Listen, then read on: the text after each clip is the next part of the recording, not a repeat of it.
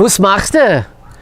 Welcome once again to West Coast Jewish Theater Presents.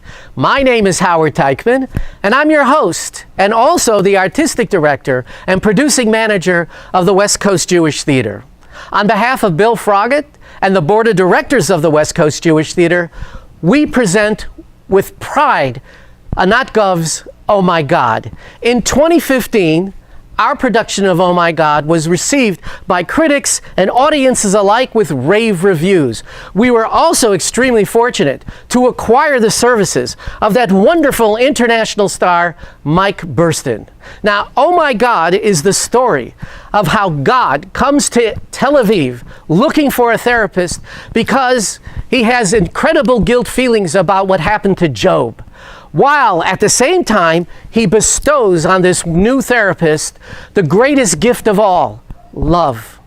So sit back and relax. We're going to show you some excerpts from the show, so just enjoy.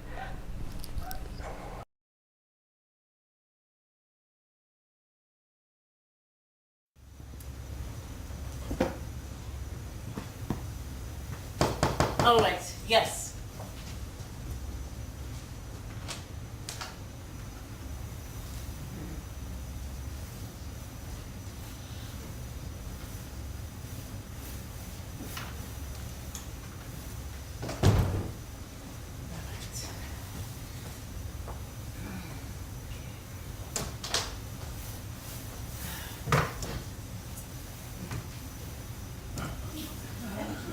Shalom. Shalom. Please, come in.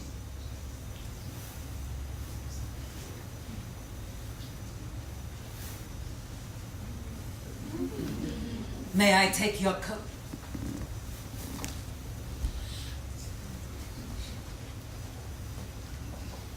Good. Very good.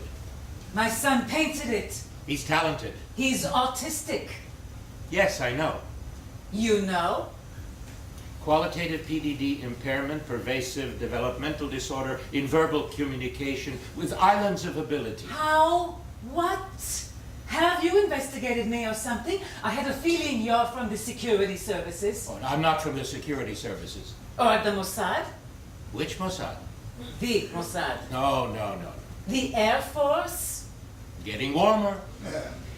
Do I sit or lie down? What are the rules? This is my first time. With me, people usually sit, but if you want, you can. So, who have you talked to about me? Does that bother you? Honestly, yes. Why? Do you have something to hide? No, it's just that I can understand someone wanting recommendations for a psychologist, but I prefer to keep my private life outside this room. And why do I suddenly feel that I'm under investigation? It's a nice room. The garden and the entrance, too. I was very impressed. Thank you. Now, let's start at the beginning. I'm Ella. Ella. After the Hebrew name of the tree, not the Hebrew goddess. Ah. And you? Me? What's your name? I am who I am. That's obvious, but you must have a name. You can continue calling me G. Listen, if you're worried about publicity, I can assure you of complete confidentiality. I've got some well-known patients, and they know that all their secrets remain in this room. Oh, the name is immaterial. Call me whatever you like. You just choose a name and I'll answer to it. No problem. We'll come back to that. Do you want to tell me how old you are? 5,775 next week. Aha. Yes, sometimes I feel that way too. So, what do you do? What's your profession? You can write artist. Is that why you didn't want to give me your name? You're well known? Pretty well known. I'm sorry, I don't see an awful lot of television. Most of the time I watch Shrek. Oh, that's all right. Creative or performing artist? Both. In what sphere? Painting, writing, music? In all spheres. Ah, multi. Yes, multi. Interesting. Yes, interesting. So, what happened? What brought you to me? On the phone, I heard a kind of distress. If it's difficult for you, we can begin with something else. Would you like to begin by telling me something about yourself or about your parents? My parents. Your parents. You know, sometimes it's easier to start from the parents. For instance, what kind of father did you have? I didn't. He died. He never existed. I see. So you were raised just by your mother? There's no mother. No mother? No mother. From what age? From time immemorial. An orphan from birth? An orphan from birth. Were you ever in therapy? No. You could have saved yourself so many years of suffering. Never mind. It's better late than never. It may already be too late. It's never too late to make a change. Oh, you're optimistic. Always. I know. What else do you know about me? I know everything. Everything? Everything. By what right? How? What? Have I been under surveillance? How long have I been under surveillance? Calm down. You're not under surveillance. Look, I feel very uncomfortable with what's going on here. I don't think I can treat you. What, you're just dropping me? It seems to me that it won't work. You see, the starting point where you have already investigated me makes me feel very uncomfortable. I have to be honest with you. I'm not coming into this dialogue clean, and that's a very unpromising start for therapy. I will be happy to recommend somebody. No, wait, just a moment, please. Just listen to me. That's all I ask. I've got to talk to someone, or something terrible will happen. What do you mean something terrible? Something extremely terrible. Okay, I'm listening. Thank you. On condition that you tell me the truth. Whatever you want to know. For instance, who are you? I can't tell you who I am. Perhaps you don't want to tell me. No, I can't.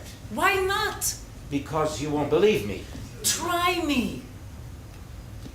I'm God. I see.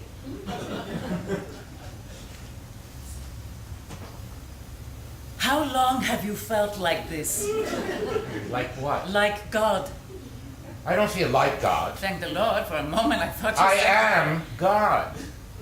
Uh-huh. Look, I would very much like to treat you truly. I sense that you're in serious distress. You have no idea. But with all the will in the world, I don't think I'm the right person to treat you. I'm a psychologist, not a psychiatrist. I'm not licensed to prescribe medication. I'm not interested in medication. I'm not a big believer in pills either, but in your case, I'd consider trying it.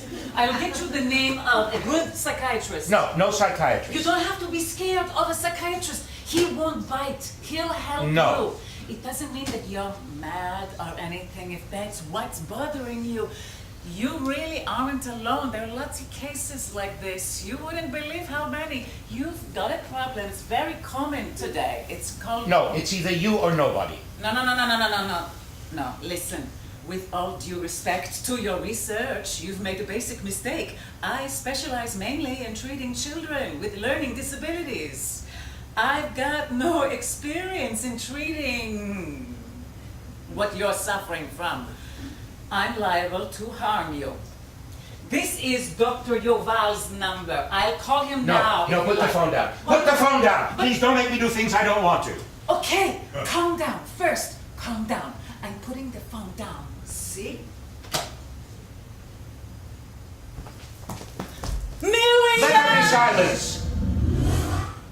I'm sorry, I don't often do this stuff, but you left me no choice. I don't have much time, and I've got to talk to someone. All I ask is 1 hour of your time, that's all. I'll pay like everyone else, and afterwards you'll never see me again. What do you say?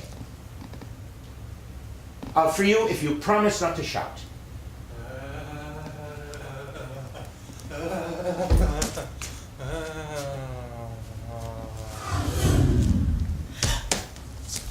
Is everything all right? Honey, is anything wrong? Go back into the living room, sweetie. Miriam's calling you. I'll be through here. Soon, go. Sweetie, I'll be right there. I'll finish up even earlier than I said I would. Now, you listen good. I don't know what that was. I don't want to know. I want you to leave right now. This thing is not for me, understand? Well, you're giving up on a patient just because he's a little unusual? Where's your psychologist's oath? There's no such thing as a psychologist's oath. There isn't? No. So please. Wait, I want to understand. You see someone in distress and you throw him out just because he's God? You're not God, sir. Maybe you know a couple of magic tricks, nothing we haven't seen on TV, by the way, but you're not God. There is no God. Look around you. Do you think there's God? You know there is. Me? I'm sorry, sir. I told you at the outset, there's something screwed up in your research. Look at me. I'm secular. I eat creepy crawlies with a cheese topping. I don't believe in God. You don't believe in God? I'm sorry. Then who have you been talking to every day for the past 40 years? Excuse me? You don't go to sleep without the daily reprimand. What was it yesterday? Let me think. Oh, yes. It was about the rain. You've been a bit of a nag about rain recently. What is this? What are you, a mind reader? What's going on? I don't understand. I'll never forget that first night. You were 4. It was late at night. Your parents thought you were asleep and they talked about you. Your father told your mother that you were stupid. There's nothing to be done. The child's dumb. She came out dumb. It happens. He was angry because you refused to stand up on a chair and recite the Manishtana at the Passover Seder. And that same night, you told me that you no longer believed in me because you don't pity little children. And it's a fact that you killed all the babies born in Egypt just to make Pharaoh mad. That's all you remembered from the whole Agadah, the poor Egyptian babies. What have you got to say about that?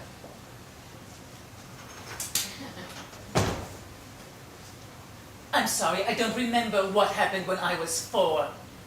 And I'm sure that lots of 4-year-old girls say the same thing after the Seder. And at 34?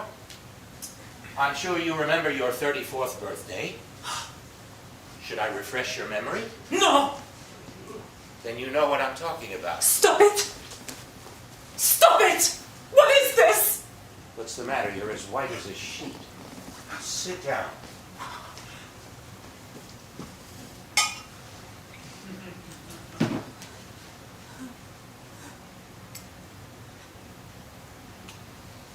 Are you all right? What's happening here? Then you admit speaking to me? I was talking to an imaginary figure. Sometimes reality and imagination deceive us, huh? I didn't really believe for a minute there was somebody there. Oh, you never doubted my existence. I didn't doubt it. You didn't doubt it. And how I doubted it. And how can you be so angry at someone who doesn't exist? To try and educate someone who doesn't exist. I didn't seriously believe for even 1 second that somebody... Heard?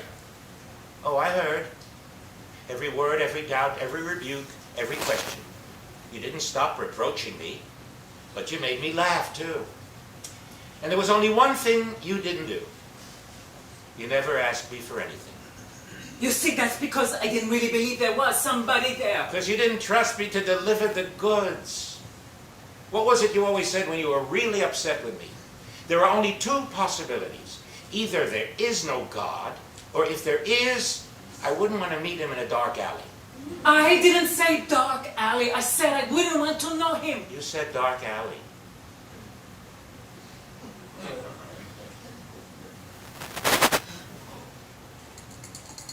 What?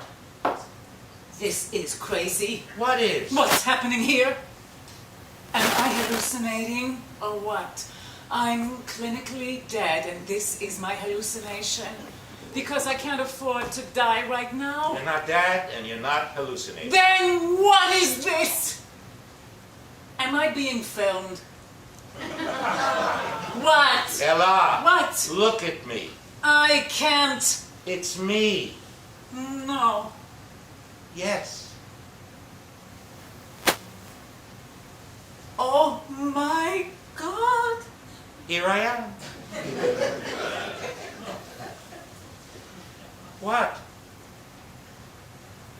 Who designed your costume? I tried to look like that picture. I saw that you were hooked on it. How many times have you had it framed this year? 16? I don't. It's not. It's not what? Logical! Oh, and except for this, everything is logical, right? Wherever you look, only pure logic, right? Still, Still what? You're all prepared to believe the biggest nonsense and not believe the most self-evident thing there is. Your whole body starts trembling when you see a black cat. And you get a severe anxiety attack when a mirror breaks. Have you ever seen the digestive system from the inside? Who do you think planned that long and torturous track that starts at the mouth and ends at the you-know-what? Have you ever tried to fold 7.5 meters into a belly the size of half a shoebox? How does the pancreas, which is just this big, know precisely when to secrete the enzymes that break down the fats that you consume in commercial quantities? And who do you think thought up the duodenum? First of all, don't talk to me in the plural. I don't know who you all are. I don't believe in anything anymore. No? You believe that one day your son will say the word mama, even though he's already 17 and has never said a single word. And even though all the specialists have told you that there's no chance he will ever say the word mama or any other word, but you go on believing. You believe that one day your husband will come back to you, even though he's already remarried and has new, healthy children, and you know you will never have any more healthy children because no man in his right mind would get into bed with you with an autistic child. And yet you go on believing. What? Now you've convinced me. This cruelty is familiar. It's you. There's no doubt. Only God could be so inhuman. I've hurt you. It's all right. I'm used to it. So, what do you want of me? What anyone who comes to you wants. Psychological treatment. You don't seriously think that I can treat you? Why not? Because you're... Because I haven't got the training to treat you. I haven't been to any extension courses on how to treat a divine patient or anything like that. Well, there's always a first time. But why have you come to me? There are so many psychologists. Let's start with the fact that you're not one of my biggest fans. I didn't know that... No, please don't apologize. I want you to continue relating to me just as you have till now. There's a vast difference between talking at night with an imaginary figure and treating God. Therapy is therapy. What's the difference? What's the difference? Let's start with the fact that you didn't have a mother. So? So, who can we blame for everything you did?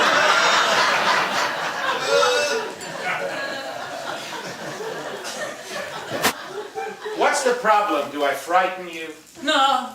Well, maybe a bit. I promise I won't harm a hair on your head. We've heard all about your promises. The wolf and the lamb have been waiting 2,000 years for that apartment you promised them. I swear to you.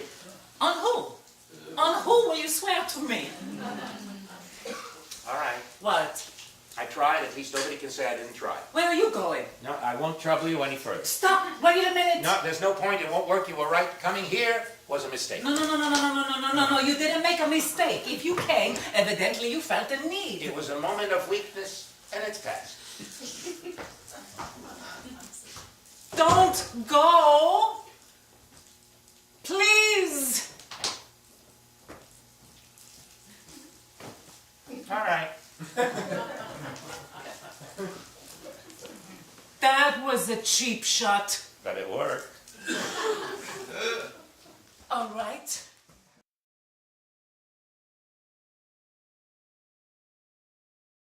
Let's go back to the moment you created man. What went wrong there? When did you know it wasn't working? From the first moment he made that face.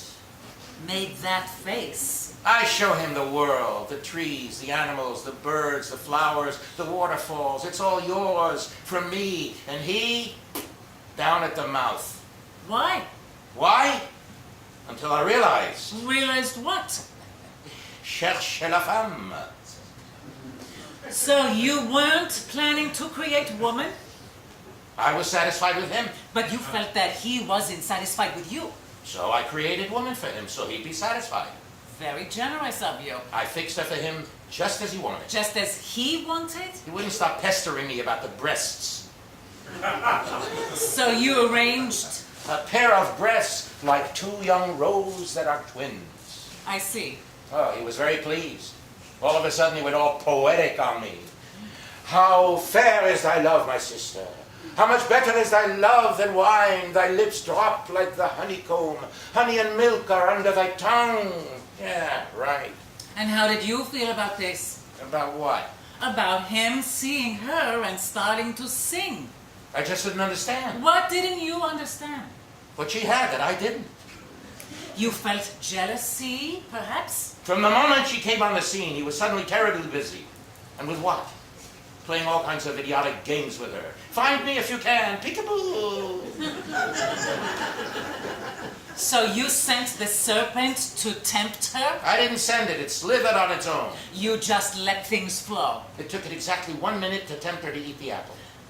So the sting worked. Oh, it was predictable. And then what? What did you expect would happen afterwards? That man would get mad at her and run back into your arms? Mad, that idiot didn't even argue with her. He scarfed that apple as if there were no God.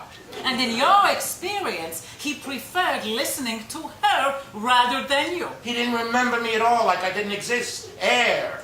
Could that be why you hate women? Hate women? Me? Where did that come from? Just look at the punishment you gave her. What happened? So I said, in sorrow shalt thou bring forth children. What's the big deal? Why all the weeping and lamenting? Anyhow, today you get an epidural. I'm not talking about in sorrow shalt thou bring forth children. I'm talking about you letting that idiot, as you call him, dominate her. It's called educational punishment. Spare the rod and spoil the daughter.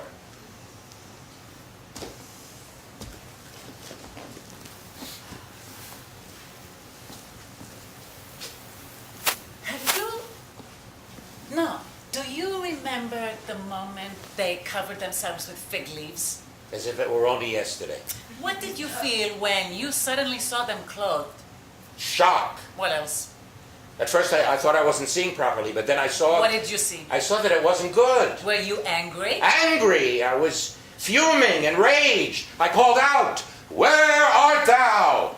You wouldn't believe how scared he was. He almost pissed his fig leaves. You know, in that cry of yours, I can hear your fear. My fear. In that cry, I can hear the profound fear that you'd lost him. What fear? Who was afraid? Who was he, that nobody? I just had to say boo and... It could well be that nobody was the only friend you had. And then it's only natural that you are afraid of losing him. Do you think I could lose him? That idiot hid behind a tree as if I couldn't see him.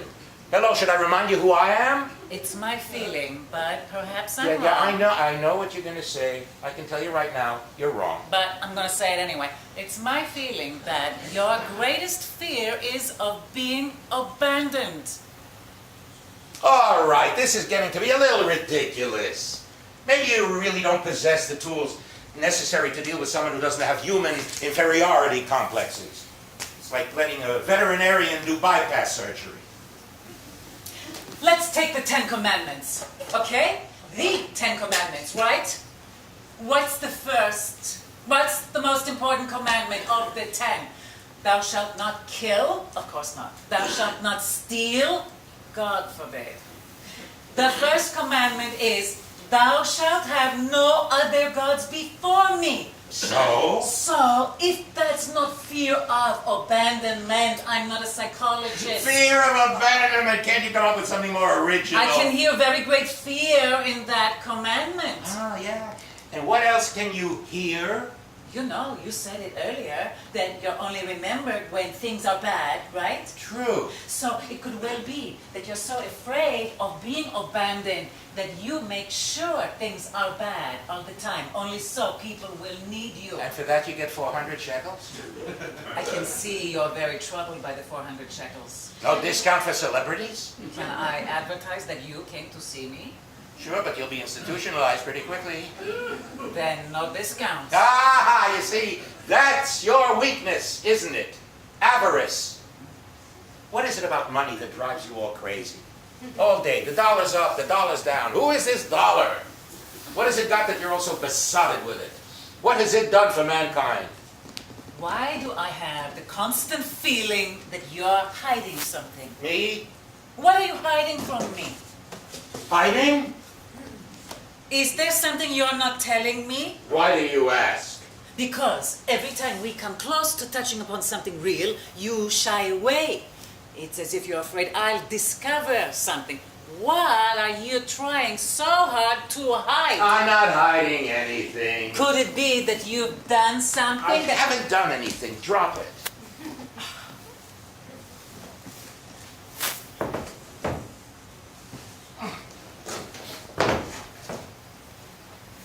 Tell me, what did you expect from therapy? Expectations again. I believe you had expectations. Having therapy certainly wasn't an easy decision for you. What did you think would happen here? The truth? I didn't have any real expectations. I know that psychology is a new god and everybody treats everybody all day, but I had little faith. So you didn't really believe? And I was right. You decide on a theory at the outset and force it onto the day's victim no matter what he says. Your use of the victim metaphor is interesting. What's interesting about it? Do you experience yourself as a victim? You see, you're homing in on every silly word I say by chance. There's no such thing as by chance. Says who? His Majesty King Freud? Him too. Well, you tell him that Job said there is by chance. Job. What about Job? You said, tell him that Job said that. I said, tell him that God said there is by chance. You didn't say God. You said Job. I didn't say Job. I heard Job. Well, I got confused. I meant to say God. But you said Job. Why do you think you said Job? I don't know. It's a pure coincidence. Why are you bugging? Do you want to talk about Job? No. All right. All right.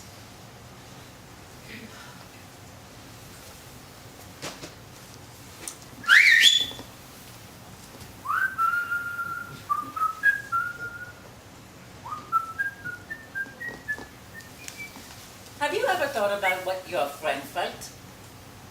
Which one? The first friend you created for yourself. Can you try and exchange roles with him for a moment?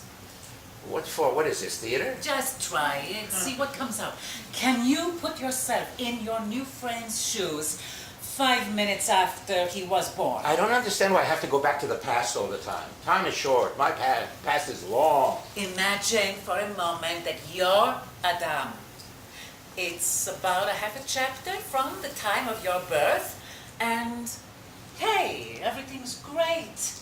Eve, come and see a hippopotamus.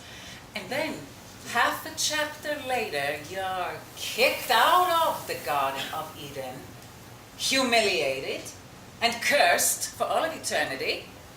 And then, 4 chapters later, of your 2 sons, one's dead and the other's a murderer. So? So you arranged a great start for your new friend. He reaped exactly what he'd sown. How do you think he felt? Who? Adam, How he felt when? at that moment of the expulsion. Imagine, for a moment, he was only born a few chapters earlier, and then all of a sudden there's a shouting, a ruckus, a "Where art thou?" in that impressive deep voice of yours. Well, I do have a fine voice. And those curses, "In the sweat of thy brow shalt thou eat bread till thou return unto the ground." Classic. It must be terribly frightening, no? Add to that a strong wind and some rolling thunder. Tell me, in that entire episode, was there a moment when you felt compassion towards him? Compassion.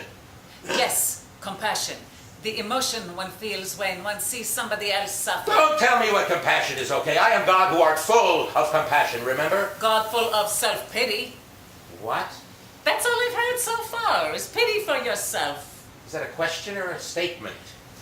I'm asking if there wasn't one moment when you pitied your new creation who'd only just opened his eyes and boom! Well, actually there was one moment. There was? Tell me about it. Yeah, it was towards the end after all the shouting and cursing and so on. They were both standing there, those 2 little people, trembling, exposed in those fig leaves, withered leaves that hardly hid anything. It certainly, it suddenly touched me. I felt I had to do something for them. What did you do? I made them coats of skins. What? With my own hands. Oh, you can check, it's all documented. Unto Adam, also unto his wife, did the Lord God make coats of skins and clothe them. Coats of They skins. didn't come out badly, considering it was my first effort. The sleeves, I admit, came out a bit long. Oh, what, are we talking about fashion now? I beg your pardon. I simply recall that evening.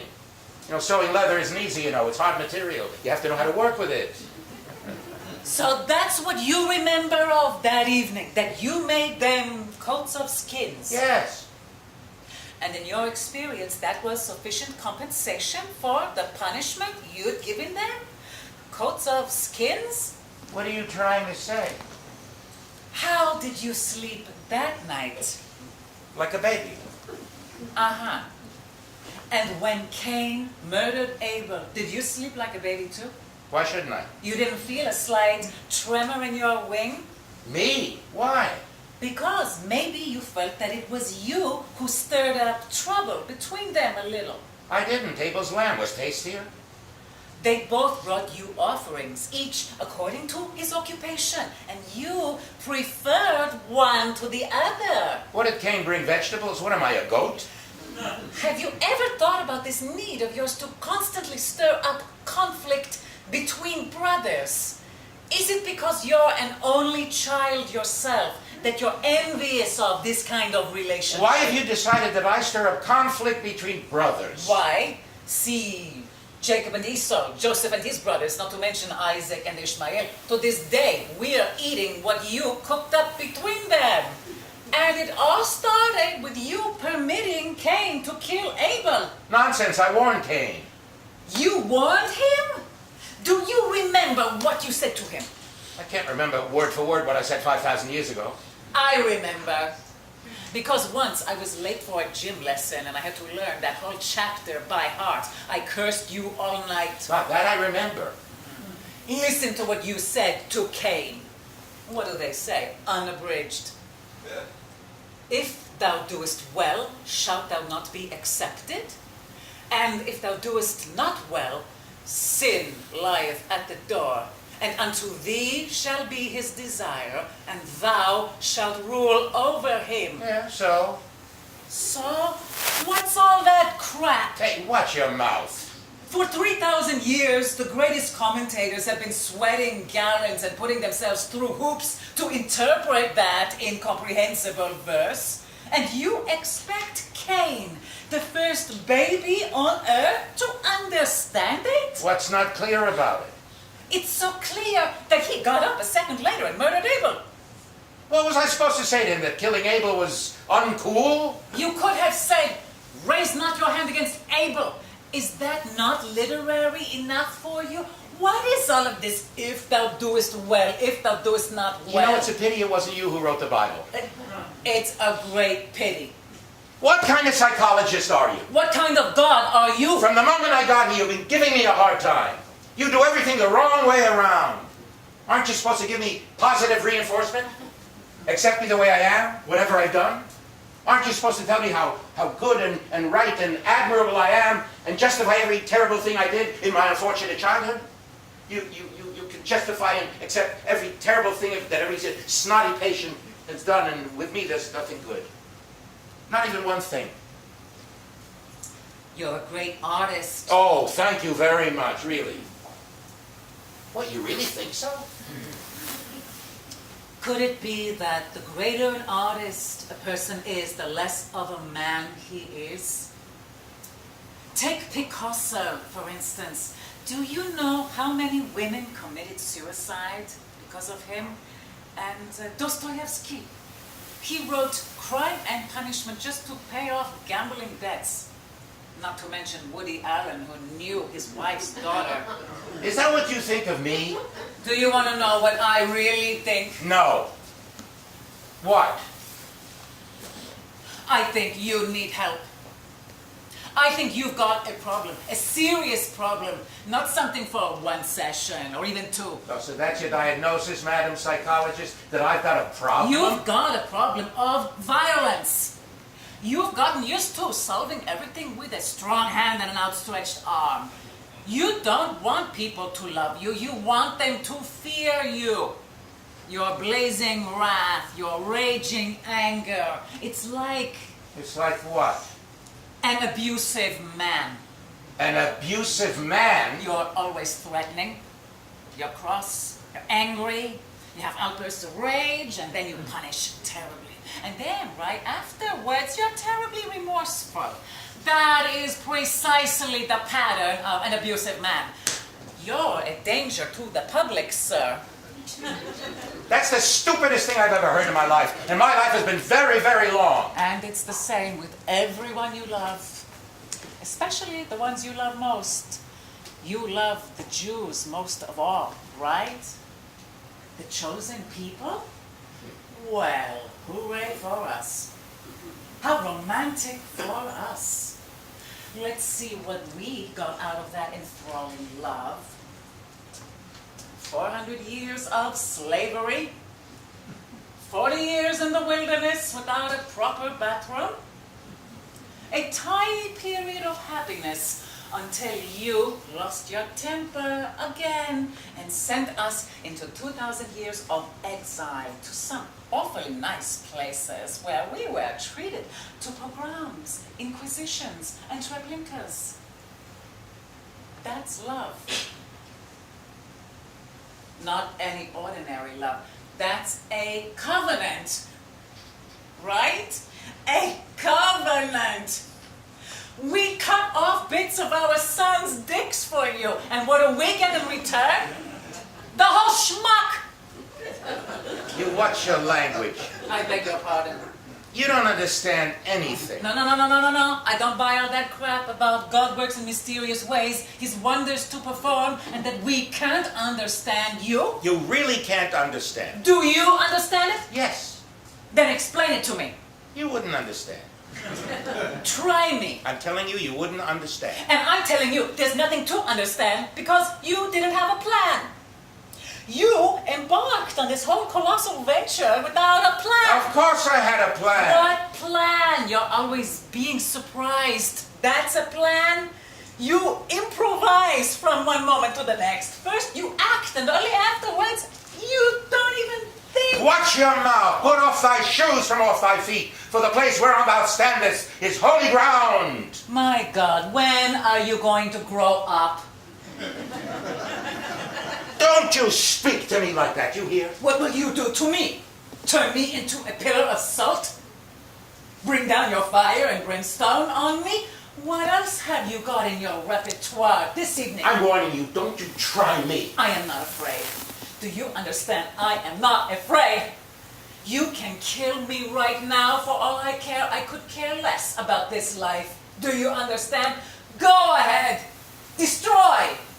Shatter. Raise.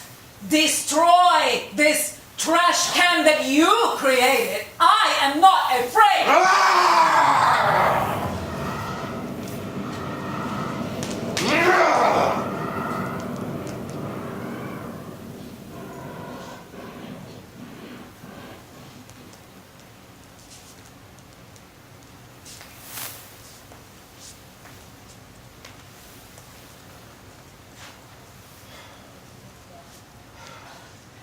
You restrained your wrath. You managed to control it. No, don't feel bad. It's wonderful. You managed to restrain your wrath. You're a hero. No, do you know what Freud would have done in a case like this? He would have taken a cigar from the cupboard, shared it with the patient, and together they would celebrate the change. Unfortunately, I haven't got any cigars, and anyway, you don't look like a cigar type, but maybe I've got some chocolate. Have you ever eaten chocolate? Have you ever eaten anything? What? You should...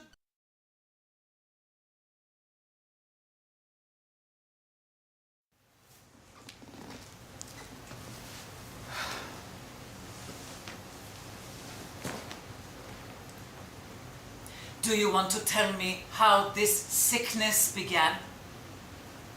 It started with little things. My voice weakened, my hand suddenly began shaking, my My vision of the future became blurred. When did this start? I don't remember exactly. Approximately. About 2,000 years ago, but that's very approximate. So, everything that happened during that period happened without you? But who do you blame? Do you remember what the first symptom was? A headache. A slight one.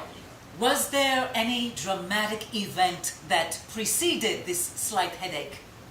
Well, there were so many dramatic events that happened during that period. What are you doing? I'm getting a Bible.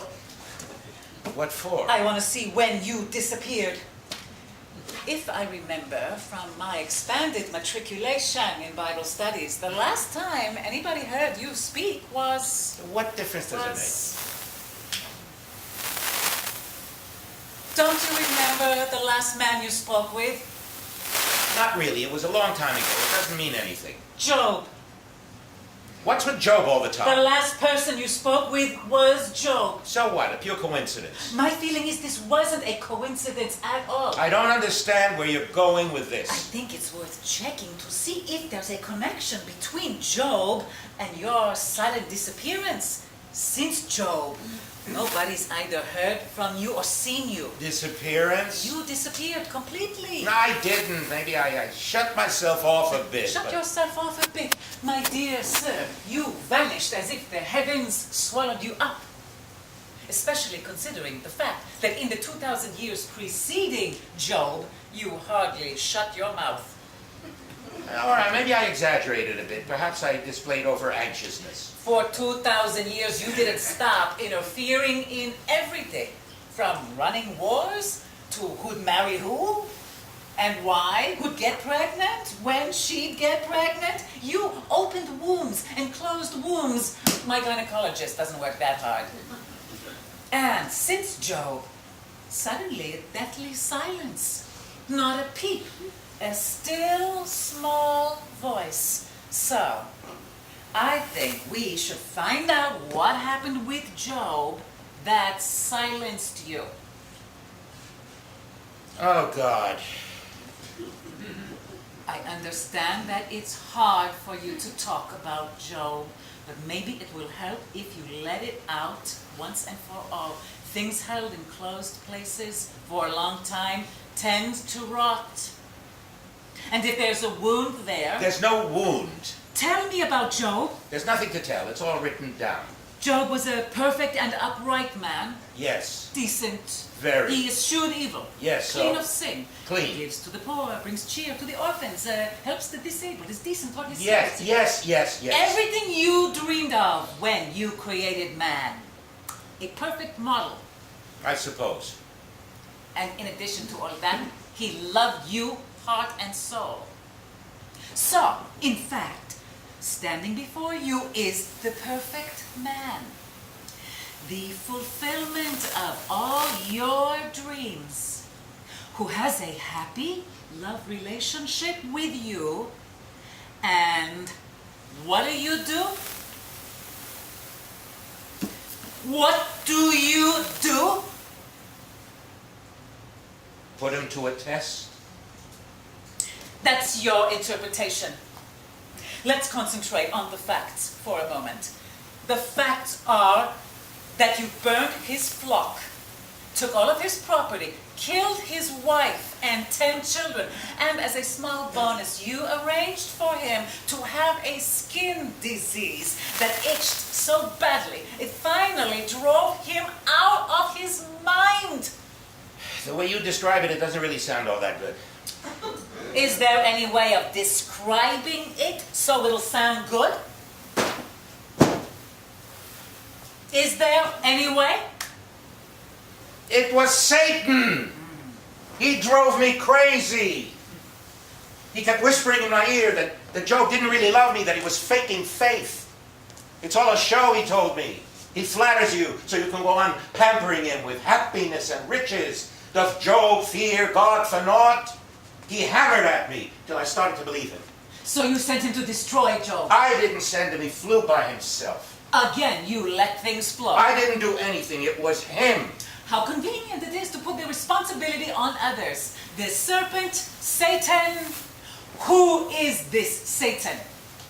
What do you mean, who is he? Where did he spring up from?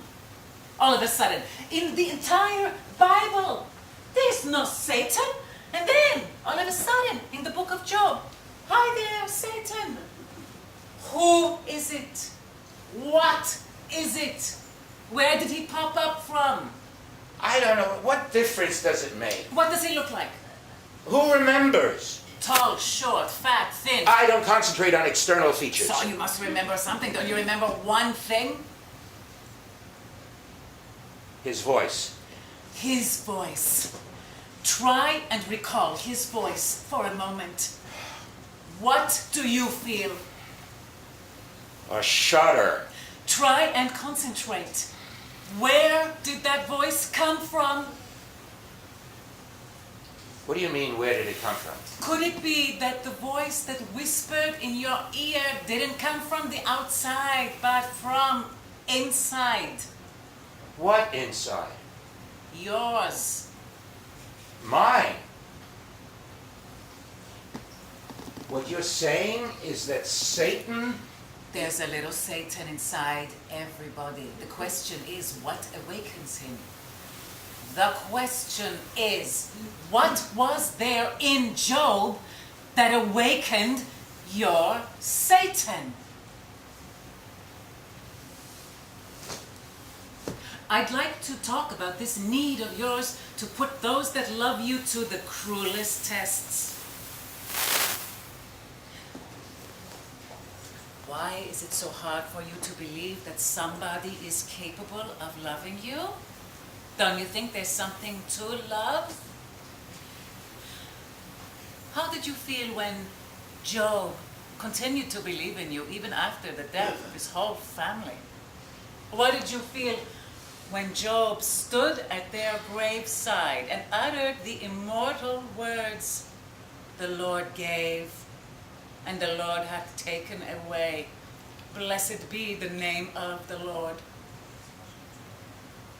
Why do I have the feeling you didn't sleep like a baby that night? I slept fine until he started nagging. Job? Why did you do this to me? Why do I deserve it? Why and why and why and why? 19 whole long chapters of why. That bothered you? It annoyed me. How much can you take? What did you do? In the end, I gave him a piece of my mind. Ezorna kegever chalatzecha. Haim zroa ke'elech. ובכל כמוהו תרעם, איפה היית ביסדי ארץ? התצור ללוי טרף, וחית כפרים תמלא, התיתן לסוס גבורה, התלביש צווארו רעמה, יחפרו בעמק וישיש בכוח, יצא לקראת נשק, ישחק לפחד ולא יחת, ולא יחזור בפני חרב, עליו תורנה אשפה, להב חנית וחידון. That's what I told him. Do you know what I hear in that entire speech? I hear one word. Because. Because what? Because that was your answer to all of Job's questions. 4 chapters of because. Because I can. Because I'm strong. Because I'm far, far stronger than you. That was your answer to him. 4 chapters of nothing but I'm great, I'm powerful, I'm a mega big shot. But Job wasn't asking you about power. He asked you about justice. Is that your only advantage over humans? Your power? Gird up thy loins now like a man. Hast thou an arm like God? Or canst thou thunder in a voice like him? What's that? Oh, for your information, Cassuto wrote that it is a noble, rhetorical, multifaceted, and excellent speech. And Rashi said it is the most sublime poetry in the history of world literature. Do you know what I hear in that sublime poetry? I hear lots of guilt. Guilt? There's no guilt, do you hear? You don't get to sit there and blame me. I'm not blaming you. You're not? But perhaps you're blaming yourself.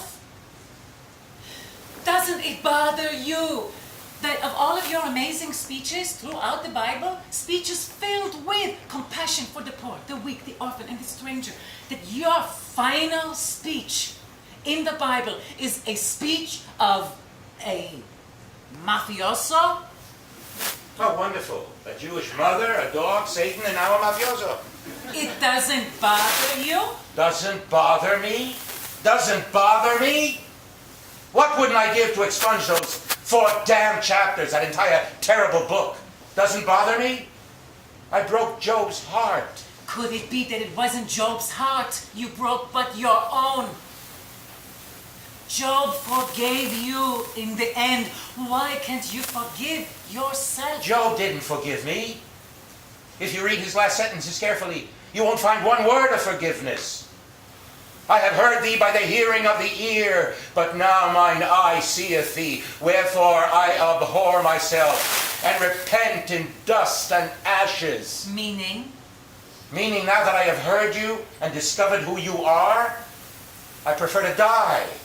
That's what Job said. And how did you feel about this? It was the first time that I felt that perhaps I was What? bad. That I was simply bad. Not abounding in loving kindness, not merciful and gracious, and certainly not full of compassion as I thought I was. Did you think that you abounded in loving kindness? I did. And what did you feel when you realized that maybe you didn't? Fear. Fear of what? Of myself. Of your power? Do you understand what's happened to you? What? Right after you delivered that fiery speech to Job on the power of your arm and the vastness of your power, what happens to you? What happens? What happens to your power? I started to lose it. What? I started to lose it. You started to lose your power. You're saying that I brought this on myself? Does that possibility seem so far-fetched? But why would I do something like that to myself? Perhaps it's because you really do care about us. Don't you see what you've done? What have I done? You've taken from yourself the thing most precious to you, your power, so as not to hurt people any longer. You gave up the thing most important of all to you. That was the most incredible gift you could have given.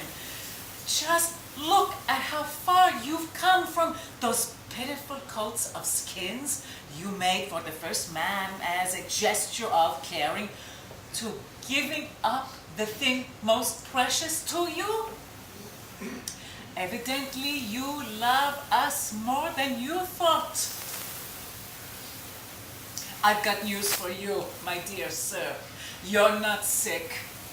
You're healthy. The moment you divested yourself of your power, you were cured. And now you can finally be everything you wanted to be. Abounding in loving kindness, merciful and gracious, and full of compassion towards us. But why should I be compassionate towards you? Because now we suffer from the sickness of power. It's us who need therapy, not you. You're not killing little children anymore. Now we're killing them. You're not showering down your naive fire and brimstone any longer. Now we're doing it with atom bombs that would have raised Sodom and Gomorrah for you so fast that Lot's wife wouldn't have had time to turn her head. So, which of us need therapy? But it's all because of me. You learned it all from me. You're just simply the good students of a bad teacher. But if you've changed, then maybe we can as well. After all, we were created in your image, right? And then maybe one day we too can liberate ourselves from power and stop hurting one another. You don't really believe that, do you? No. But I've got to.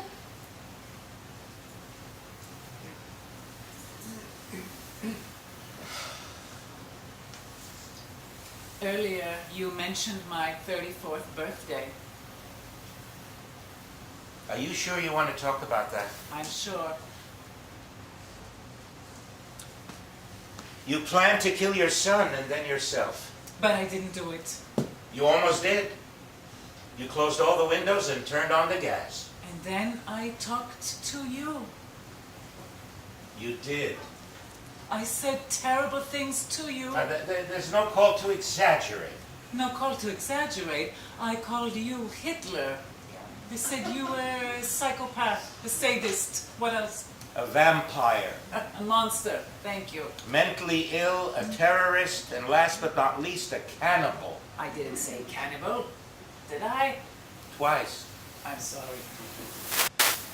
I was looking for someone to blame, and you were the only one around. Why didn't you do it in the end? Why not, Ella? Because of you. Because of me? Because of you. But I didn't do anything. I couldn't have done anything. Perhaps. But I suddenly felt that you... What? That I what? That you cared. Don't answer.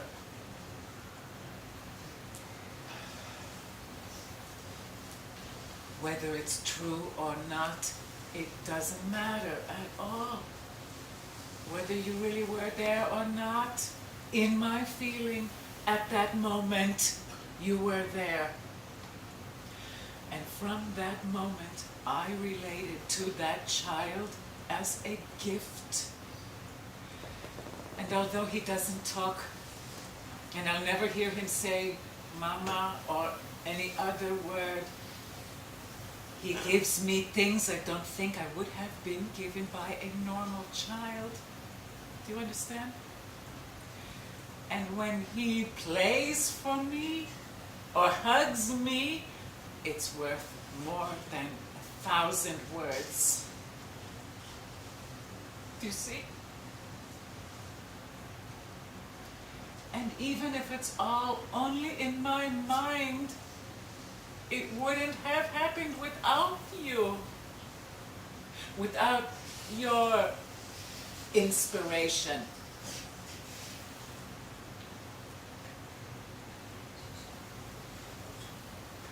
I really envy you.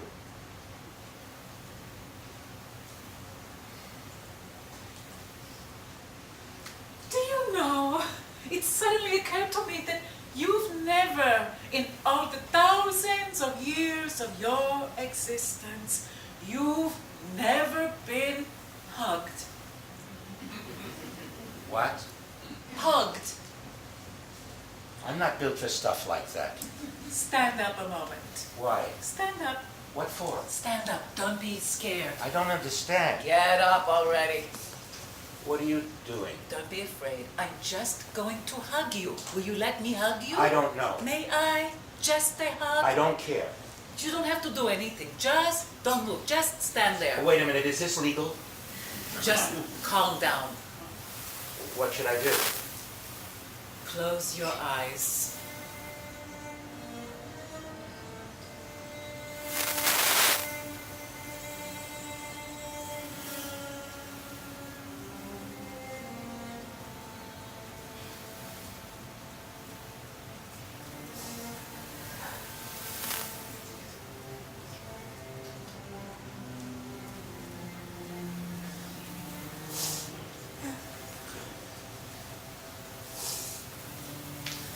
Are you all right? That's it, time's up. Hey, I'm supposed to say that. Whatever, it's over. It's all right. I can stay a while longer. He's calm now. No! It's over. But No,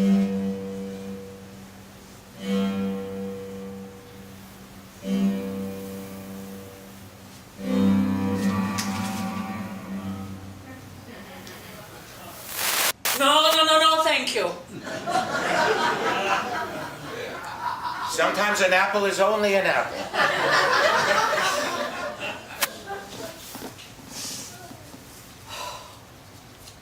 $400 shekel. No, there's no need. No discount for celebrities.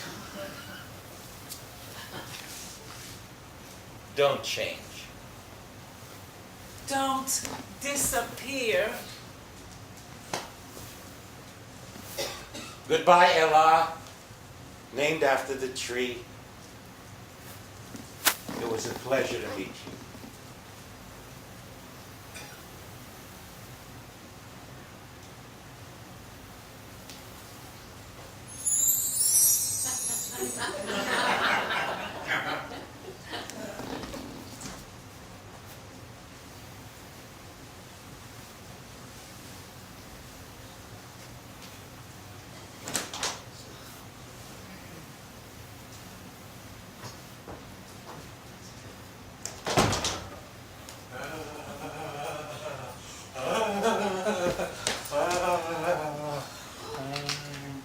No! Stop!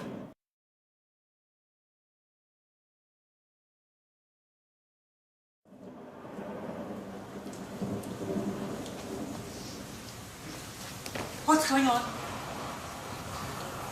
Rain? Is it raining?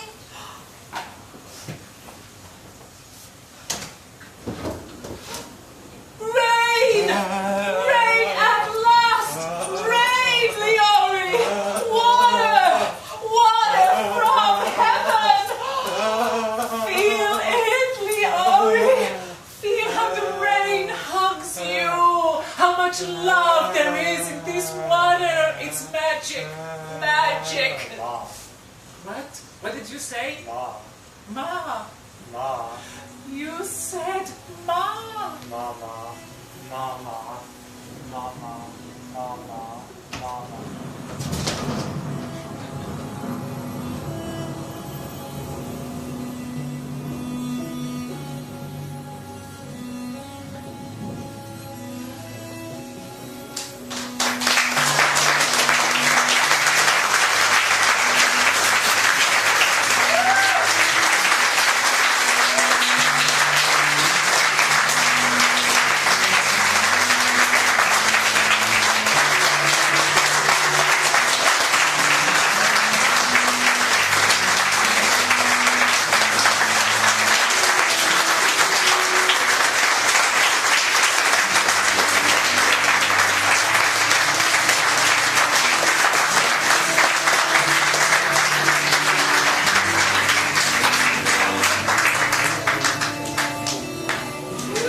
Ladies and gentlemen, we are going to have a 5-minute intermission, and then we're going to come back and have a Q&A with the actors and myself about this play. So please come and join us. We'd appreciate it. Thank you.